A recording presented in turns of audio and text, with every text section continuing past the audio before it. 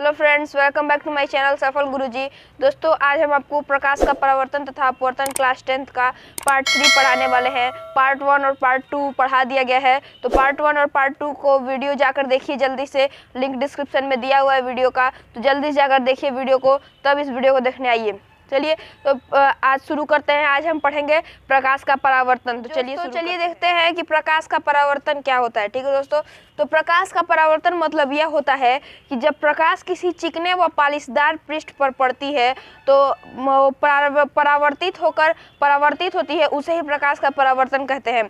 मतलब जैसे कि जब कांच पर पड़ती है प्रकाश तो परावर्तित हो जाती है, तो जो परावर्तन होता है प्रकाश का, उसी को प्रकाश का परावर्तन कहते हैं। ठीक है दोस्तों, चलिए देखते हैं, आपको एक फिगर के माध्यम से समझाते हैं।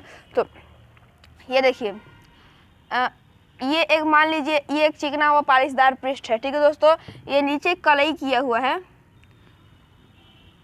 ठीक है दोस्तों, ये नीचे कलई किया हुआ है, मतलब नीचे पॉलिश किया हुआ है, और ये इसका परावर्तक तल है। ठीक है दोस्तों, तो जब प्रकाश इस पे आएगी, ये प्रकाश आपतित किरण है।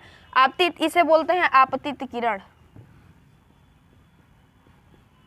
आपतित किरण, ठीक है दोस्तों, इसे बोलते हैं आपतित किरण, और इंग्लिश में बोलेंगे इंसिडेंट रे।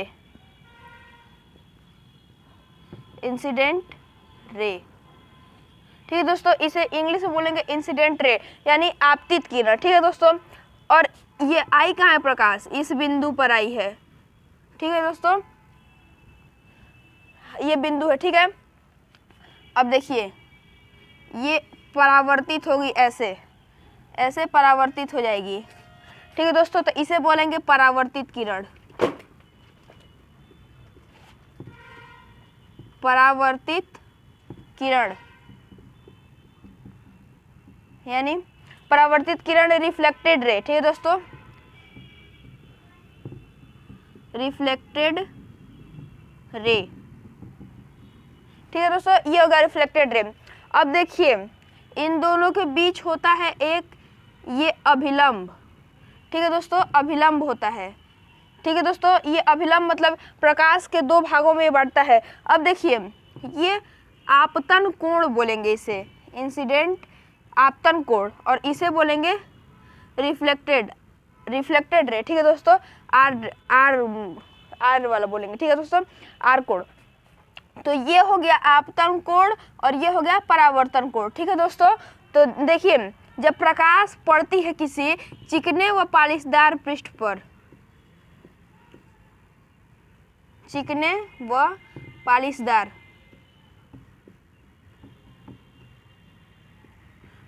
पृष्ठ पर, चिकने व पालिशदार पृष्ठ पर जब प्रकाश पड़ेगी तो वो उसी माध्यम में लौट जाएगी।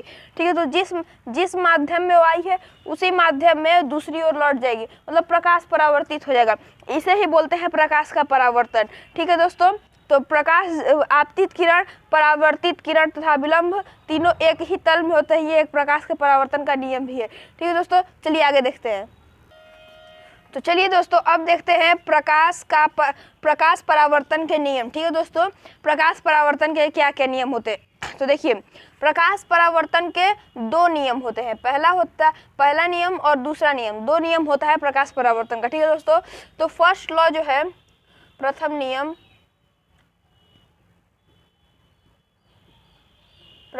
जो है, देखिए प्रथम नियम क्या है? आपतित किरण परावर्तित किरण, आपतित परावर्तित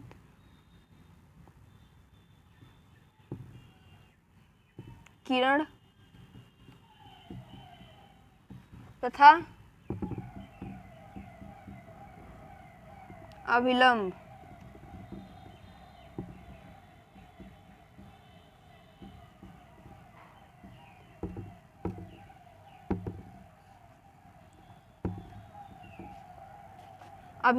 तीनों एक ही तल में होते हैं। तीनों एक ही तल में होते ठीक है दोस्तों, आपतित किरण, परावर्तित किरण तथा अभिलंब तीनों एक ही तल में होते हैं। जैसे आपको समझाया था मैंने ना कि ये मान लीजिए एक पालिशदार पृष्ठ है, तो ये आपतित किरण यहाँ आई, ये परावर्तक पृष्ठ खींची गई लंबवत रेखा अभिलंब हो गया और ये परावर्तित किरण हो गई। ठीक है दोस्तों, ये आपतित किरण, ये परावर्तित किरण और ये अभिलंब हो गया। ठीक है दोस्तों, तो देखिए तीनों एक ही बिंदु पे हैं, एक ही तल में हैं, तो इसे ही बोलेंगे एक ही तल में होते हैं। ठीक है दोस्तों, और दूसरा नियम होता है, दूसरा नियम समझिए, दूसरा नियम जो होता है, दूसरा नियम आपतन कोण, इसे बोलते हैं आपतन कोण, आपतन कोण बोलते हैं ना, और इसे बोलते हैं परावर्तन कोण। हाँ ठीक है, तो देखिए दूसरा नियम होता है आपतन कोण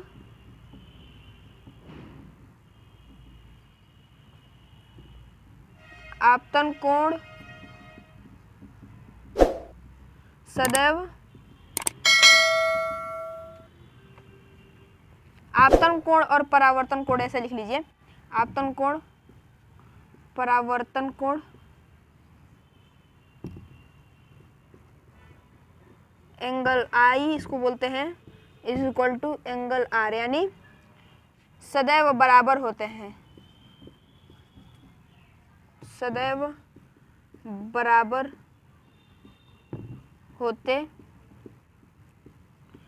समझ में आया? देखिए मतलब कहने का अर्थ ये है कि जितने कोण पे प्रकाश आएगा, इस जितने कोण पे, उतने ही कोण बनाते हुए प्रकाश फिर लौट भी जाएगा।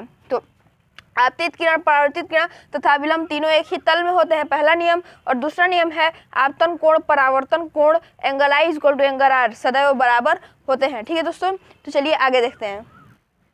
तो दोस्तों अब देखिए पढ़ते हैं हम परावर्तन के प्रकार। परावर्तन के प्रकार क्या होते हैं?